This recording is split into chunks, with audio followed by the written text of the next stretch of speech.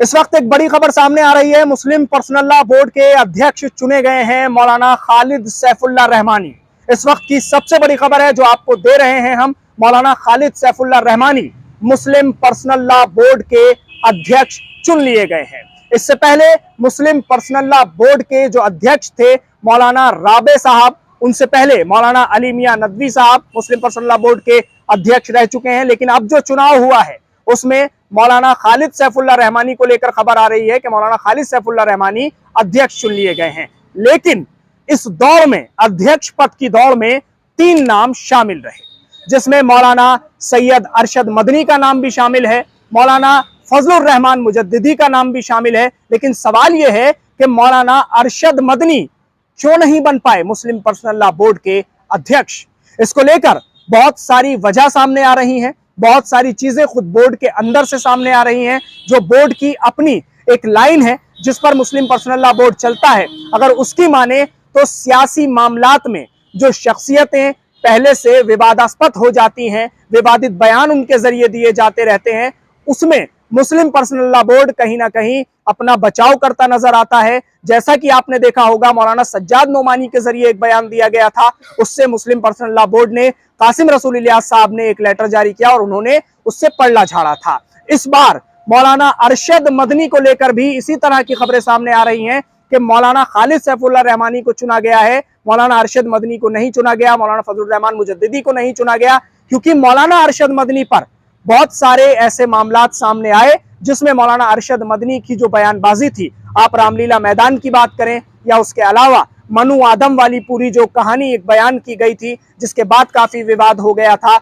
और उसके बाद अभी ताजा बयान बजरंग दल वगैरह को लेकर जो दिया गया मौलाना अरशद मदनी के जरिए, उसके बाद मौलाना अरशद मदनी पर इस तरह की काफी चीजें सामने रही कि उनकी जो शख्सियत है वो विवादास्पद हो गई है। इसलिए बोर्ड कहीं ना कहीं अपने आप को पीछे हटाता नजर आया हो। लेकिन वहीं दूसरी तरफ सूत्रों के अनुसार एक बात और भी कही जा रही है कि मौलाना अरशद मदनी ने अपने आप को खुद ही पीछे ले लिया।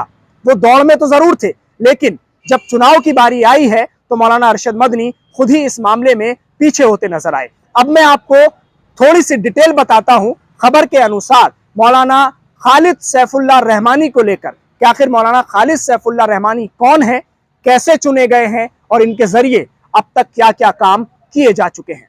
तो मौलाना फजलुर रहीम मुजद्दिदी और मौलाना अरशद मदनी नहीं चुने गए हैं, मौलाना खालिद सैफुल्लाह रहमानी को बोर्ड का अध्यक्ष चुना गया है। अब खबर के अनुसार आपको बताता हूं कि मौलाना खालिद सैफुल्लाह रहमानी कौन है, इनके जरिए क्या क्या काम किए गए हैं।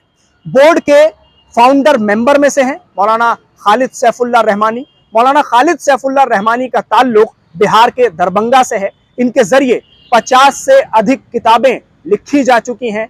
ये Maulana Khalid Saifullah Rahmani Fiqh academy, Islamic academy जो है, जो फिक होता है, उसके महासचिव यानी जनरल सेक्रेटरी हैं। तो खासा ताल्लुक इस्लामिक दुनिया से है इनका, और इस्लामिक ज्ञान ऐसा कहा जा रहा है, जिसको लेकर खबरों के अनुसार कि विरासत में इनको बाकायदा इस्लामिक ज्ञान मिला है और खासी पकड़ भी रखते हैं इस्लाम के मामलात पर, फिक के मामलात पर। इसलिए भी हो सकता है कि बोर्ड ने इनको अध्यक्ष बनाने का सर्वसम्मति से जो फैसला लिया गया है वो शायद इसलिए लिया गया हो क्योंकि ना तो विवादास्पद शख्सियत है और खासी पकड़ इस्लामिक मामलात पर रखते हैं, और फिक के जो इस्लामिक फिक का जो एक इदारा है वहाँ के ये जो है वो अध्यक्ष भी हैं। तो साफ तौर पर जो चीजें सामने आ रही हैं वो ये बता रही हैं कि अब जो नया अध्यक्ष मुस्लिम पर्सनल लॉ बोर्ड को मिला है वो इन सारी सलाहियतों के माहिर हैं, इन सारी सलाहियतों के मालिक हैं। 50 से अधिक किताबें इनके जरिए लिखी गई हैं,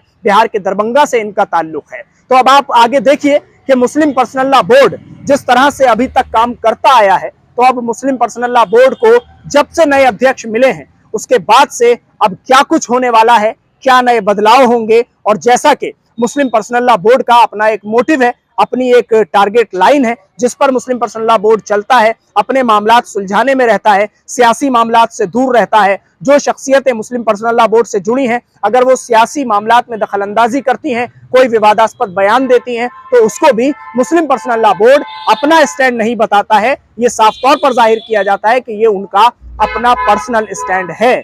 और इसी को लेकर मौलाना अरशद मदनी पर भी इस तरह की बातें सामने आई कि शायद इसलिए मौलाना अरशद मदनी नहीं चुने गए। लेकिन सूत्रों के अनुसार यह भी सामने आया कि मौलाना अरशद मदनी ने अपने आप को खुद ही इस चुनाव से पीछे हटा लिया।